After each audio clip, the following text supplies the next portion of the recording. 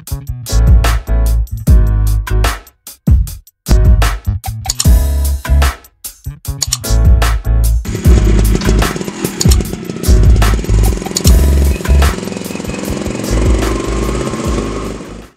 tapi tak sama. Serupa tapi tak sama.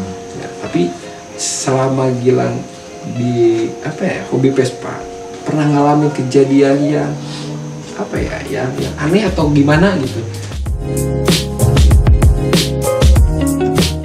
Kejadian yang misalkan lagi enak-enak di jalan, nah ciri khas Vespa kan mogok, gitu kan? Iya. Sering ngalamin atau gimana? Namanya pakai Vespa pasti pernah sekali-kalinya, pastilah pernah mogok itu, pasti pernah mogok. Mogoknya tuh lagi punya Vespa yang tahun 74 itu, yang satu itu lagi sama istri belum nikah, lagi dipakai keliling Bandung, pas sampai di perempatan di ini aja di Bandung, saya lupa lagi namanya jalannya, tau-tau mogok kita, aduh saya bingung, nggak bisa ngapa-ngapain. Cek aja pertama busi kan, cek busi nggak, kelistrikan ada kok tapi nggak hidup gitu. Nah itulah Vespa. Ada kelistrikan tapi nggak hidup gitu. Aduh saya bingung gimana ini, telepon teman saya suruh datang. Aduh tapi kesian ini pacar saya nanti gimana gitu kan. Aduh udah cemberut aja gitu. Ya udah saya untung di situ tuh ada baru mulai ada Gojek. Baru ya udah saya anterin dulu ke tempat kerjanya, lewat Gojek sayanya ngatasin untuk si Vespa ini gitu. Ternyata dicek ke mekaniknya ternyata platina. Platina, dari situ saya udah cukup kapok. Makanya kalau Vespa platina harus benar-benar posisi katanya kerek asnya geser kiri kanan jadi ya, betul. kelistrikannya nggak stabil katanya. Error karena platina. Makanya dari situ saya cukup kapok pakai platina, makanya ganti ke CDI. Tapi saya juga punya Vespa Sprint original platina. Dari dulunya nggak pernah dipakai gitu sampai rangkanya hancur. Tadi itu mesinnya yang paling, kata saya paling prima lah untuk platina di situ. Nggak pernah mogok gitu, kecuali parkirnya aja kalau ke kanan dia banjir ya. Ciri khas Vespa itu kalau terlalu parkir ke kanan banjir gitu. Makanya Vespa Sprint itu mungkin kalau kalian belum nonton reviewnya, nanti saya kasih link di bawah Vespa Sprint saya ini. Pernah nemuin kejadian-kejadian, maksudnya gini, bukan nemuin, ngalamin kejadian yang kayak aneh gitu. Ya, di luar nalar manusia aja gitu. Ban pecah. Maksudnya kayak gimana? Vespa pas itu punya Vespa PX tahun 81 warna merah. Dipakai ke pas hari lebaran, saudara pada kumpul di Lembang pada waktu itu. Namanya di Lembang kan, saya pikirnya kayaknya enak nih pakai Vespa ke Lembang gitu kan. Tenaganya gede, cc-nya 150. Kata mekaniknya lumayan bagus lah, aman di jalannya gitu. Kata saya pikir, udahlah pakai aja ke Lembang gitu kan. Pertama kan kalau yang orang biasa, orang motor Jepang kan kalau pakai motor cek angin, oke, cek semuanya bensin juga, cek angin, diisi dulu anginnya, oke, jalan. Tahu-tahu lagi jalan, meledak. Kaget di situ kan, apalagi masih ngebonceng calon istri kan di belakang. Waduh, kenapa? Pas dilihat ban depan pecah. Ban depan pecah. Aduh, saya kaget kan di situ kan. Di waktu itu di Parongpong kejadiannya tuh. Di Parongpong. Aduh, saya gimana ini? Lihat ban serepnya ada tapi ban dalamnya nggak ada. Aduh, makanya kalau ada teman-teman yang mau pas pergi-pergi, ban serep tuh penting banget. Pas lagi situ meledak, aduh, kejadiannya masih inget jam 5. Aduh, di situ saya gimana ini ya? Ada yang lewat Vespa. Ada yang lewat. Kenapa? Biasa anak Vespa ya. Kalau ada yang terjadi mogok tuh kita selalu ditanya. Kalau ada yang bisa dibantu gitu kan. Ini ban pecah, jadi aduh saya nggak ada ban serep tapi nggak ada ban dalamnya juga. Kalau untuk ban serep Vespa tuh kan ring 10, jadi jarang bannya yang menyetok untuk apa tukang tambal ban di pinggir jalan jarang kayak tambal ban emang banget jarang gitu makanya aduh bingung gimana udah aja katanya ada satu trik katanya triknya tuh peleknya kan buka peleknya tuh bukan kayak Jepang gitu kan bisa dibuka dibuka baut cari katanya karung sampah semuanya cari kan saya pikir tuh buat apa ini orang kata ya udah saya ikutin lah katanya pacar saya masih ingat aja mukanya cemberut terus aja kata udah nggak pikir lagi tapi nggak sempat sampai di situ nggak sempat minta udah kita putus aja enggak cuma cemberut aja saya juga kaget harus gimana gitu kan ban pecah gara-gara saya lihat tuh bergesekan antara ban dengan ke porok gesekan panas gesekan mungkin ya kan ngecek bannya diisi anginnya cukup keras jadi melebar kena porok lihat tuh gesekan di situ makanya harus cek juga di situ meledak udah gitu dicari sampah sama dianya sama temen itunya tuh temennya dimasukin ke apa namanya ke bannya yang meledak itu nggak bisa dipakai pakai ban yang serepnya gitunya ban serepnya masih bagus tapi nggak ada ban dalamnya pakai itu ban dalamnya dipakai juga di situ disimpan supaya lebih keras masukin sampah terus sampai keras tek udah dikunci pasang pakai gini aja dulu untuk darurat. Hah? Bisa emang kayak gini? Bisa, paling jalannya gini-gini katanya. Jadi kayaknya kalau orang itu yang ngebantu dulu itu pasti anak ini kayaknya anak ekstrim itu orang itu. Kayak temen saya itu makasih itu tuh ada temennya itu juga anak ekstrim gaya bener tuh. Kalau anak ekstrim ide-ide konyolnya itu buat di perjalanan ada aja itu ide-ide konyolnya itu banyak untuk sekali. Keadaan darurat itu bener.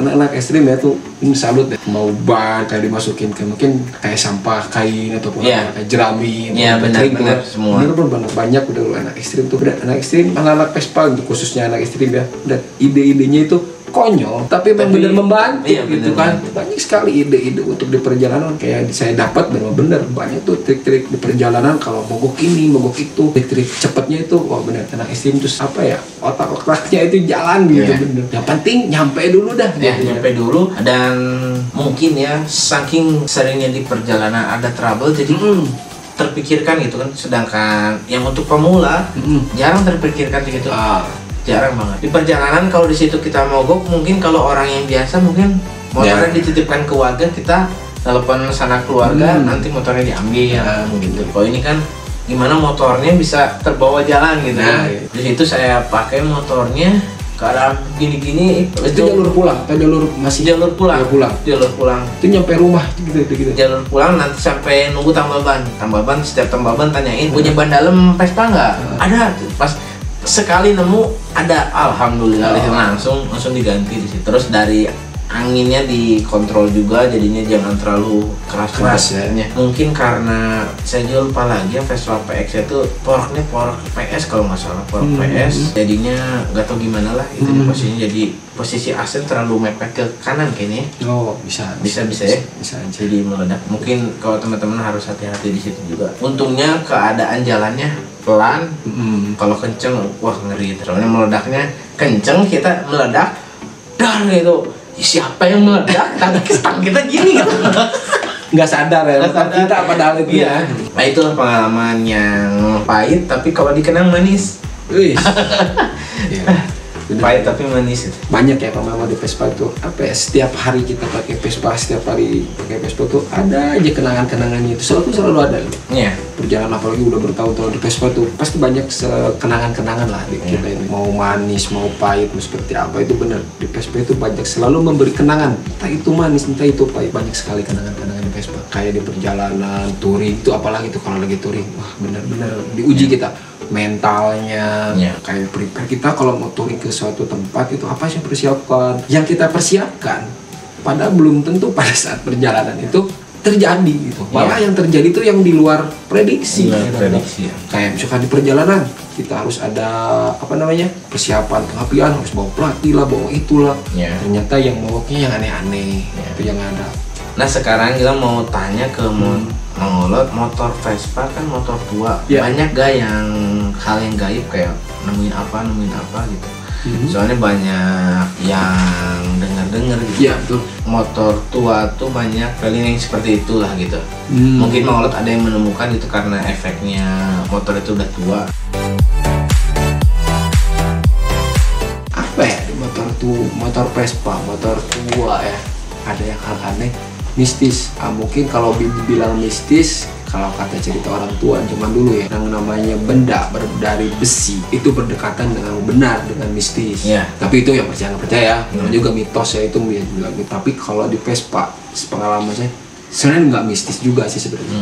Dibilang mistis karena kenapa? Karena terkadang di Vespa itu di luar logika, di luar nalar. Kayak gini contohnya.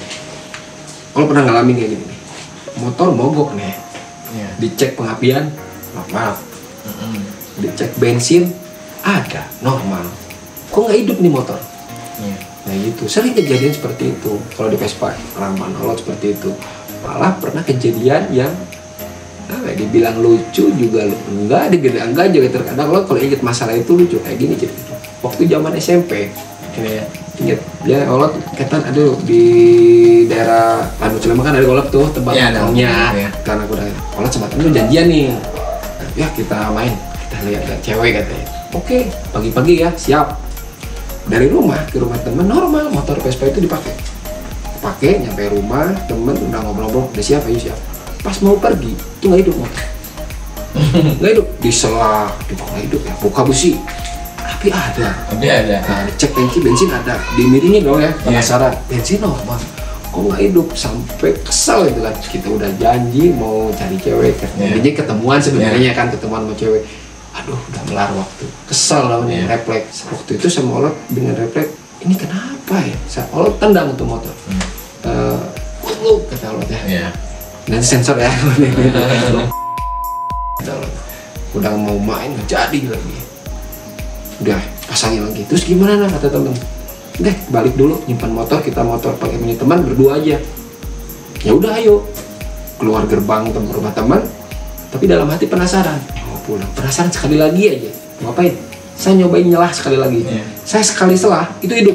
Nah, jadi deh, loh kok hidup? Apa ini nggak mau diajak main nih ketemuan cewek? Nah, terkadang si Vespa itu mitos lagi nih munculnya. Munculnya mitos lagi. Vespa itu terkadang ada Vespa dibawa main dengan perempuan itu selalu ada masalah. Ya kayak mogok. Allah tuh ada aja. Pokoknya Vespa Allah tuh dulu pernah. Ini kita ketemuan perempuan. Ada aja bikin malunya itu. Keran bensin lah lupa. Udah enak-enak bensin cewek. Udah berapa meter mati kan bikin malu ya waktu itu orangnya muda kan gaya perempuan. Aduh kenapa ini pas dicek cuma sepele, keran bensinnya lupa. Nah kayak gitu banyak Vespa itu kan bikin apa ya, bukannya mitos sebenarnya, bukannya mistis, tapi banyak hal-hal yang di luar logika sebenarnya. Kayak api ada, bensin ada, kok nggak hidup gitu kan. Kayak udah mogok nih, dicek api ada, bensin ada, tapi kok nggak hidup-hidup. Banyak sekali yang menipu, yang kita nggak sangka-sangka lah. Disangka busi, ternyata yang lain. Itu disangka ini, disangkanya lain. Sebenarnya kalau dibilang mistis enggak, mungkin ya di luar nalar ya, di luar logika yang mogok-mogoknya itu. Karena benar, saya yakin semua yang punya pakai Vespa itu pasti ngalamin yang namanya hal-hal aneh yang bener-bener di luar logika, terutama di mogoknya. Kalau dari mistis, mungkin itu dari perjalanan touring. Kayak Olot pernah ngalamin, tapi ngelihat gini sih enggak ya. Waktu ke daerah Sukabumi di suatu jembatan, Olot pernah mencium suatu bau bunga kayak bau kemenyan. Itu sering kayak gitu. Tapi kalau Vespa mistis enggak juga. Tapi kalau saat kayak Olot pakai Vespa touring ke suatu daerah, ya ngalamin hal-hal mistis kayak seperti itu.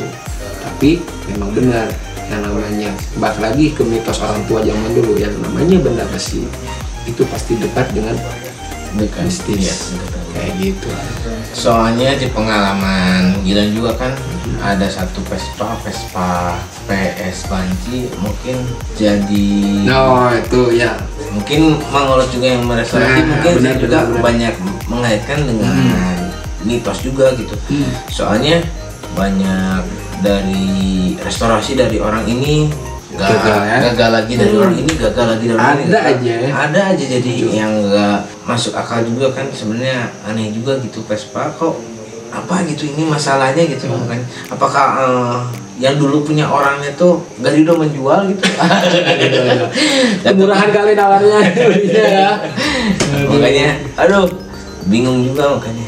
Nanti ada kita main ke bengkel, kita motor apa aja sih yang direstorasi di Mang Olot juga. Nanti kita juga kan ingin tahu bengkel Mang Olot tuh di mana dan seperti apa gitu kan. Jelek. Yang penting kalau Vespa tempatnya biasa, tapi hasilnya yang penting memuaskan.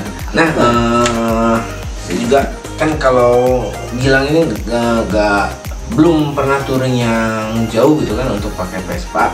Pengalamannya untuk touring belum gitu kan. Tapi untuk Vespanya tahu kayak gini, kondisinya seperti ini tahu. Tapi yang ditanyain Mang Olot ini paling jauh touring ke mana gitu? Saya sih sebenarnya kalau touring ya, kalau dibilang jauh juga belum pernah jauh sebenarnya. Cuman masih jauh Pulau Jawa lah kayak gitu, belum melewati ke Pulau Jawa. Cuman apa ya, mungkin meskipun di Pulau Jawa tapi emang agak sering sih main ke sini main ke situ. Tapi gini loh, nah ini buat pesan buat teman-teman juga yang kalau kita touring mau itu jauh, kita jangan lihat trip jauh, dekatnya gitu. Ini saran buat kayak touring ya, kita harus prepare persiapan motor buat touring. Yang kita mau touring tuh prepare bukan hanya motor. Sebenarnya yang paling harus dipersiapkan mental. Bener. Mental bener. Kenapa kita mental harus dipersiapkan? Terkadang pada saat kita touring, kalau namanya touring, kalau rata-rata lebih dari 3 motor ya. Dan lebih dari 3 motor itu super sampai tanpa mental. Kalau masalah mogok di Vespa udah nggak aneh. Mau itu dekat mau itu jauh, masalah mogok udah nggak aneh. Tapi masalah mental, terkadang kayak gini. Pada saat touring kita tim nih beberapa orang. Terkadang ini mogok, yang ini otomatis kan yang ini normal, ini mogok satu. Terkadang ini dari salah satu orang ini bikin ada aja dia mogok lagi, kapan nyampenya. Kesel ya. Iya. Kesel. Nah, di situ mental kita harus kuat. Mau mental yang mogoknya ditinggalin aja gitu. Apakah kayak gimana? Nah, terkadang benar seperti itu, muncul pertengkaran di tengah jalan. Nah, di situ kan yang harus dipersiapin bukan hanya motornya aja. Kalau motor pun nggak usah dibahas. Emang kalau kita pengen touring, motor harus siap. Benar. Tapi yang paling utama mental. Yang kedua ya budget lah. Budget. Kita touring emang kita nggak perlu budget. Berarti kalau touring ya, berarti kita harus pilih-pilih teman berarti ya. Bukan pilih-pilih. Terkadang kan kayak teman, kayak misalkan kita punya teman biasa dekat. Tapi kalau pada saat touring beda. Karena kalau touring itu bisa memperlihatkan karakter orang yang sebenarnya. Gitu. Terkadang orang ini yang sehari-harinya biasa, kok pada saat touring bikin kesel gitu. Kadang-kadang ada yang seperti itu. Melihat jadi karakternya. Dari karakter itu muncul. Vespa tuh memang karakternya mungkin dari karakter dari motornya dan karakter orangnya bisa terlihat ya. Kayaknya sering lah kalau lagi touring banyak sekali muncul masalah. Mungkin kebetulan aja Olot sekarang kalau setiap touring selalu menjadi apa ya, kalau leadernya gitu ya, leader touring yang ngatur perjalanan tuh, mengatur perjalanan ataupun ngatur anak-anak terutama ya harus gimana.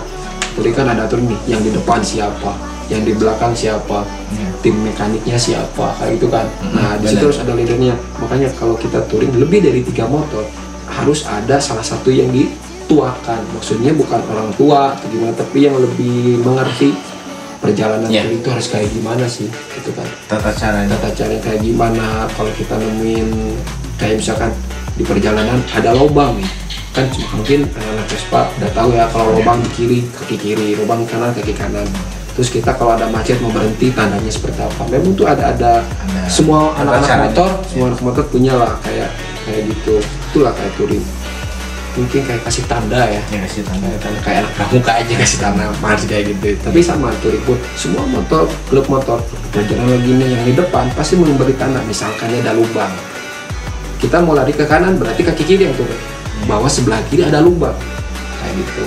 Meskipun kalau ke kanan ya sebelah kanan, mau berhenti ada tanahnya lagi. Itu tuh harus tahu lah, harus beberapa orang tim yang di depannya tuh berarti harus memang benar-benar, kalau misalnya yang depannya salah berarti belakangnya belakang pun pasti ngikut. Hancur semua. Iya, pasti ngikut gitu. Kayak menghadapi kemacetan, terus kita mau nyusul kendaraan kayak gimana itu ada trik-triknya gitu. Mungkin triknya dari mana ya, pengalaman. Kalau kita sering touring itu akan muncul sendirilah, jiwa-jiwa seperti itu akan muncul sendiri. Nanti ada kita buat vlog juga ya, buat nanti kalau motornya sudah jadi motornya itu kita touring kemana gitu, pemanasan juga kan. Sayang juga kan motor kita bangun udah cukup lama tapi nggak dipakai gitu kan. Sekali-kali kita pakai, kita panasin, jangan kemana lah. Nah, tuh boleh tuh diacarakan aja itu. Boleh acarakan, siap.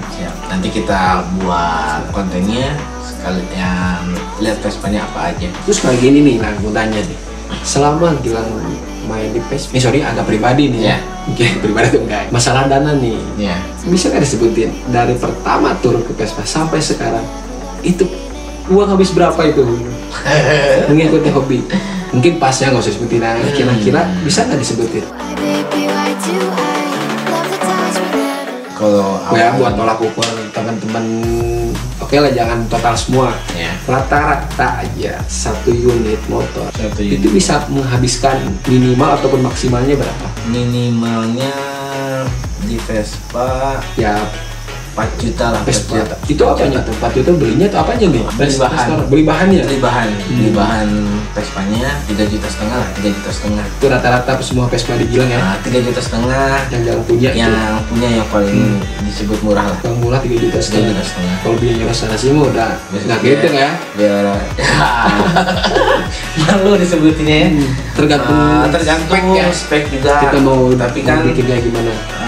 Kalau menurut saya sayang juga kalau merestorasi buat kita sendiri gitu. Kalau biasa-biasa aja, kalau biasanya kalau untuk yang jual beli pasti ngerestorasinya ya udah ala kadarnya aja gitu. Benar. Makanya kalau saya punya Vespa biasanya kalau yang nggak original banget pasti selalu turun mesin, pengen lihat dalamannya seperti apa.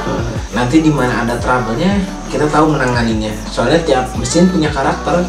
Jadi di mana ada trouble kita tahu caranya gimana. Apanya ini misalnya kekurangannya kertasnya misalnya udah las-lasan, berarti kan kita tahu gitu kan. Kalau misalnya original kita beli Vespa yang benar-benar jarang dipakai, pasti motornya pasti nggak bakal ada masalah gitu. Biasanya jarang masalah lah. Dan yang kalau di Vespa, kalau kata saya sih nggak ada harganya gitu, maksudnya nggak ada harganya. Gimana? Nggak ada harganya, bisa dibilang mahal banget, bisa dibilang murah banget gitu. Soalnya Vespa itu 3,5 juta juga. Saya juga bukan Vespa sih, beli bajai cetak orang di Tasik gitu. Sebenarnya kan ingin tahu gitu bajai itu seperti apa, makanya saya beli gitu bajai cetak itu seperti apa. Bodinya unik sih. Jadi kan bodi tengahnya tuh depan kayak Sprint, belakangnya kayak VNB. Bulat ya. Bulat. Nah, tepung kiri tepung kanan kayak Super. Stangnya kayak dari depan kayak Sprint Bago, tapi dari kita pakai kayak VBB. Speedo Opa. Makanya unik gitu. Dari segi mesin agresif, tapi belum tahu kekurangannya apa gitu. Tapi kata saya sih bagus sih bajai. Nanti kita main ke bengkel Mahoro. Siap. Bajai saya itu seperti apa gitu. Dan yang paling mahal juga, yang paling mahal saya sih nggak terlalu mahal amat. Kalau orang lain pasti kan sampai ratusan juta gitu. Kalau saya nggak, belum sampai. Nanti puluhan tapi ya. Puluhan ada. Lumayan juga ya. Puluhan juta ada lah. Malu. Apa lama tuh untuk menjadi tolak ukur buat teman-teman yang mau beli Vespa gitu kan. Jangan lupa istri. Ya betul. Kalau istri mungkin ya izin juga istri ya. Jangan lupa harus izin ke istri. Tapi selama ini istri aman-aman aja ya. Istri aman selagi dapur tetap ngebul mah aman aja ya. Jangan sampai diganggu kos khusus dapur, jangan sampai diganggu aja ya. Itu nomor 1. Emang bener ya, kalau istri harus benar-benar izin ya. Iya. Bener, tapi kalau nih ngebahas istri nih, kalau makanya Vespa terkadang terjadi masalah di sini karena dari tadi Allah bilang hati-hati kalau kita nggak bawa hobi kita Vespa aja berjalan. Nah, Vespa itu salah satunya bisa dibilang istri pertama atau istri kedua. Iya, benar. Kadang-kadang istri kita itu selalu kesel kalau kita terlalu fokus di Vespa. Iya nggak? Coba Vespa lagi setiap kali dibahas di ngobrolinnya. Sekarang istri cuekin kayak gitu kan. Kalau kita lagi senang Vespa, benar-benar yang alamin dari gitu. Pada saat kalau kita lagi senang-senangnya di Vespa, serasa nggak punya istri, serasa bujangan aja gitu kan. Gitu. Kalau apalagi kalau udah touring, wah nggak inget tuh namanya istri, nggak inget. Pokoknya mah perjalanan touring, gas pokoknya. Sampai saya misalnya ngajak main gitu, ngajak main istri, ngajak main, ayo main, tukerin main, ayo main. Oke, ajak main, nggak tahu saya ngarah main tuh untuk beli part Vespa. main, tapi beli part Vespa dulu baru main gitu. Tetep aja ya, tetep berarti kayak ada tuh kan seperti kembali ingin Vespa saya ingin kembali back to original, kayak cari lampunya yang siem atau yang lainnya sedikitnya perintilannya gitu, cukup yang susah gitu, susah gampang. Ada yang murah tapi cepet kejual, ada yang mahal. Ya kita harus berani gitu. Kalau kita misalnya yang mahal, contohnya kayak Sparkbor Sprint, harganya cukup mahal gitu kalau saya coba sama saya dijeda dulu 3 hari. Pas saya nanyain lagi, sold, aduh saya nyesel lah berarti mungkin belum rezekinya gitu. Bukan Vespa yang mahal sebenarnya, hobi kita yang mahal. Hobi ya. Kalau Vespa ada yang 3 juta, ada 2 juta, ada nggak mahal kok. Tapi setelah kita suka dengan hobi kita yang buat mahal, Vespa yang 2 juta itu bisa menjadi 50 juta. Balik lagi kayak tadi bilang udah back to original atau aftermarket. Wah, segala pengen dirobak. Iya pastilah kalau memang kita udah suka original ataupun mau yang resik ataupun apa, gila. Melebihi batas belinya. Kayaknya bukan Vespa yang mahal, ingat ya, tapi hobi kita lah yang mahal. Soalnya gitu. Makanya Vespa nggak ada harganya sebenarnya. Pasarannya berapa sih Vespa? Nggak ada. Jadi gimana keadaan kondisi dengan kita nawarinnya ya karena si gila dan si stres. Yang ngejualnya gila, yang belinya stres, sudah tahu mahal harganya beli gitu kan. Aneh gitu. Makanya sampai sekarang harga Vespa kan terus meroket. Kayak Vespa PTS aja dulu kan harganya murah banget. Sampai nggak laku, tapi sekarang ya sih, bener dulu aja spesial road. Nah, STNK aja tuh pengen ngejual 500.000 itu aduh susah. Padahal itu nggak sampai puluhan tahun ke belakang. Itu 2000 berapa ya, belasan kalau nggak salah itu. Ada kali berapa tahun ya, 7 tahun ke belakang atau 5 tahun ke belakang, 7 tahun kalau nggak salah, sebelum Olot nikah itu 7 tahun ke belakang ada kali itu. Saya ngejual 500.000 STNK aja, itu susah banget. Laku-lakunya cuma 250.000. Itu spesial kalau masalah itu, ingat warna hijau itu spesial. Kalau sekarang udah diburu. Malah masih ingat itu dulu waktu nggak suka original masih ingat itu headlampnya itu siem malah, cuma speedo udah nggak ada. Siem itu, masih ingat aja 250.000 dia lakunya. Mau 500.000 itu susah banget. Jadi mungkin ya harga Vespa makin mahal tuh dari efek di small frame ininya melihatnya dari aftermarket ya. Mungkin aftermarket dan spare partnya juga mahal kan ya. Ya mungkin seperti itu. Tapi yang paling menurut Allah sih yang paling utama buat yang membuat Vespa, sebuah tipe Vespa yang membuat mahal itu bukan Vespanya, bukan spare part, mau itu original, mau itu aftermarket, mau apapun, bukan. Yang membuat mahal PDG. PDG. Coba aja. Mau aftermarket kayak mau original kayak. Tapi kalau yang pedagang-pedagang ya termasuk kalau juga memang pedagang ya.